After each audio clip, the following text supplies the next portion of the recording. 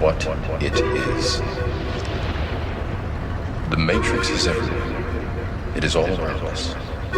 Even now, in this very room. You can see it when you look out your window, or when you turn on your television. You can feel it when you go to work, when you go to church, when you pay your taxes.